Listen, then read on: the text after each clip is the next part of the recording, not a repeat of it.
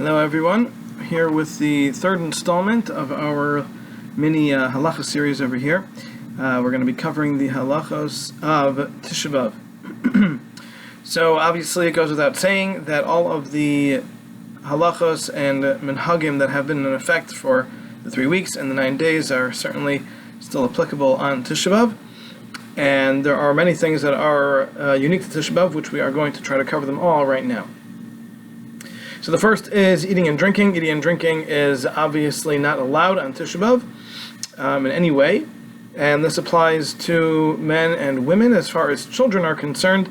If they are of age that they understand the concept a little bit, they understand the mourning, they understand that the loss of the Beis HaMikdash, they have an idea of what's going on, then they can fast a little bit through the night, or perhaps even postponing breakfast a little bit will be sufficient, and they should avoid treats and things of such nature that are unnecessary and certainly would not be in the spirit of Tish'a B'av. As far as somebody who isn't feeling well, all those questions are pretty complicated.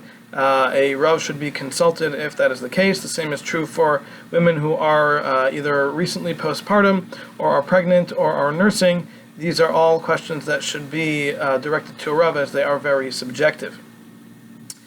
Taking medication without any water, swallowing a pill. Obviously, most pills do not taste good and don't have any good flavor at all, and therefore would be permitted to be taken without water. If a person needs a medication and they cannot be taken without water, then a slight amount of water can be used in order to get the pill down if that medication is necessary. We should not rinse our mouths out, even in the morning, unless it's really, really bothersome for somebody, and they really can't function without doing that. Then I believe mouthwash is actually better than water in that regard, but either way it should be done with the head facing and tilting down. This way one will not inadvertently swallow anything. And brushing teeth can only be done with a dry toothbrush. Okay, the next thing we have is washing. We do not wash ourselves again at all during Tish'a B'av. The exceptions to this are as follows: that when we wake in the morning or before davening or after we use the bathroom, we need to wash nagelwasser. So that should be done only washing the fingers, not washing the whole hand, even though normally we wash the whole hand. And you should do it as you normally would. If you normally wash 3 times on each hand, you should do that as well. Again, only the fingers. If you wash 4 times, you should do that as well. However that is done. Other than that, washing is not allowed unless you are actually dirty. So if there's some actual dirt on a particular part of your body, you're allowed to use water if necessary to get it off, but care should be taken not to use any more water than is necessary for that removal of the dirt. If one is preparing food, then if they can wear gloves, that would be preferable, but if they don't wear gloves, that's fine. If they need to be washing their hands off as they get dirty from the food preparation, that is not a problem. And also, if someone needs to eat on Tish'a B'av for whatever reason, medical reasons, and they need to eat bread, then they should wash as they normally would, washing the whole hand 2 times as they normally would throughout the year. Normally, if we touch shoes, we need to wash our hands.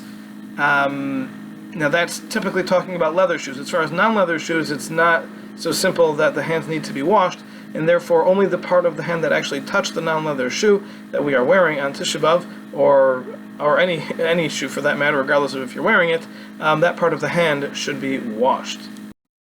Washing for mitzvah reasons is also permitted on Tish'a B'av, so a woman who needs to do whatever washing in her preparation for beginning her Shiva Nekiyim, that is allowed as well. Again, only what is necessary.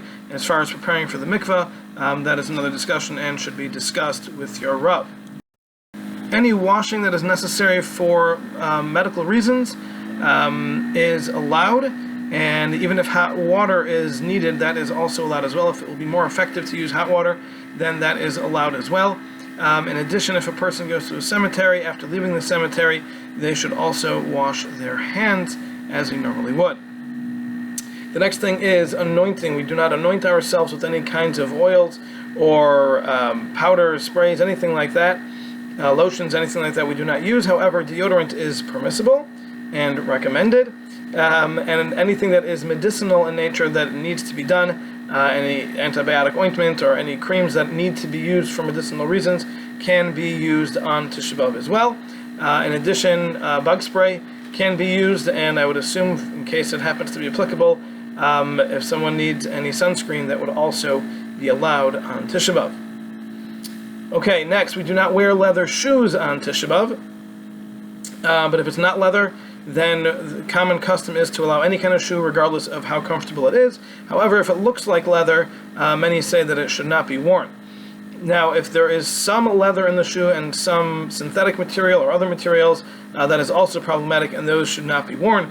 If a person doesn't have proper shoes, then they can wear shoes when it's needed. So if they're indoors, typically it's not needed, but if they need to go out, they can put on leather shoes while they're out, and then take them back off when they get back indoors. And children also are included in this, and they should not be wearing leather shoes. And the custom is that even young children do not wear leather shoes, even though it's not absolutely a law, but it is the custom, and therefore, if possible, even little children should be discouraged from wearing leather shoes. And the next thing we have is marital relations. Those are not allowed on Tish'a B'av at all. And the poskim do recommend that physical contact between the husband and wife should also be avoided on Tish'a B'av, although many say that that's only at night, and during the day that is permitted, the physical contact, that is. And as far as all of the other hachakos, as far as handing things to each other and things of such nature, those are certainly permitted, even during the night of Tish'a B'av. The next thing we have is Torah Study. Torah Study is something that brings joy to the heart and the neshama, and therefore should be avoided on Tish'a B'av. The parts of Torah, however, that are very saddening, they talk about the destruction of the Beis HaMikdash and other calamities. Those sections are permitted. Saying Tehillim for someone who is ill is also permitted. However, if someone has a daily part of Tehillim that they say, that should be avoided on Tish'a B'av. It can be said before or after. And as far as other kinds of things like Musar and stories of great people, tzaddikim, things like that, things that will bring inspiration, those are allowed on Tish'a B'av as well. Okay, next we have greetings. We do not give standard greetings on Tish'a B'av. We don't say good morning, we don't say good night, we don't say hello. This applies even when you're on the phone.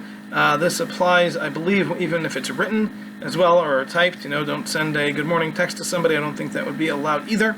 However, if someone does greet you, if you can get away without returning the greeting and not embarrassing them, then that would be best. But if not, then you can give a kind of a low-key reply to that greeting, because you don't want to show that you are agreeing to the fact that there is a greeting, because we do not greet people as a mourner would not during the Shiva. But nodding the head, giving a little wave, things like that are permitted, as long as it's not an actual greeting. And in addition, other forms of talking to people are certainly allowed. You can even say Mazel Tov to somebody if they are due a Mazel Tov on Tish'a B'av, because that is not considered to be a greeting. When somebody gets an aliyah in the morning, we do not offer them a yasher koach afterwards. But at mincha, the minhag is that we do mincha at time. Things are already a bit more relaxed, and giving a yasher koach at mincha time is appropriate. Okay, the next one we have is working. We certainly do not do work prior to chatzais, prior to midday.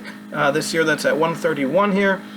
And any kind of work should certainly be avoided during that time. After midday, if it is absolutely necessary, then a person can go to work, but obviously it is best to avoid it altogether if possible.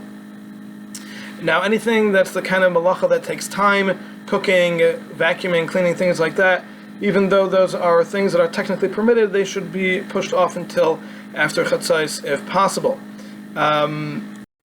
Food for Tish'a B'av for those who need to eat, or food for right after the fast or breaking the fast, those things are permitted to be purchased and prepared on Tish'a B'av if necessary.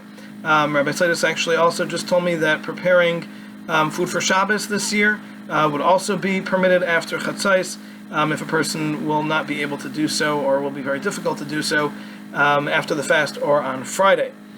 In addition, if a person needs to work because of a potential financial loss, not simply a lack of gain, but an actual financial loss, then there is room for leniency, and a Rav should be consulted.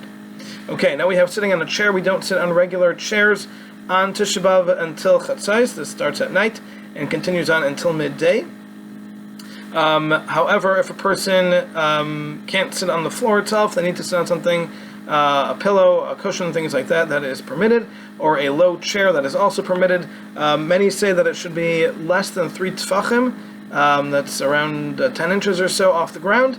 However, the Chazon Ish does say that as long as it's lower than a normal chair, that is fine, and a person who needs to can certainly rely on that. If somebody who is elderly or is frail or for whatever reason cannot sit in a low chair, they are certainly allowed to sit on a regular chair. If a person is traveling, you're in the car, obviously you sit on the seat of your car, not a problem, but you shouldn't linger there. You shouldn't sit in your car for more than is necessary for the traveling that you need to do, because again, you're not supposed to be sitting on a regular chair. And finally, we need to make sure that we don't take our minds off of the mourning of the Beis HaMikdash, and therefore we should avoid throughout the day anything that will distract us from that. So we shouldn't be listening to the radio, reading the paper, scrolling through the news. All these things should certainly be avoided on Tish'a B'av, because the goal is to focus on the work of the day, and that is understanding the destruction and mourning for the loss and making whatever amends that we can make to fix the problems of the baseless hatred that has gone on and continues to, the Lashon Hara that has gone on and continues to, and if we're not focusing on that during Tish'a B'av, then we're missing the point.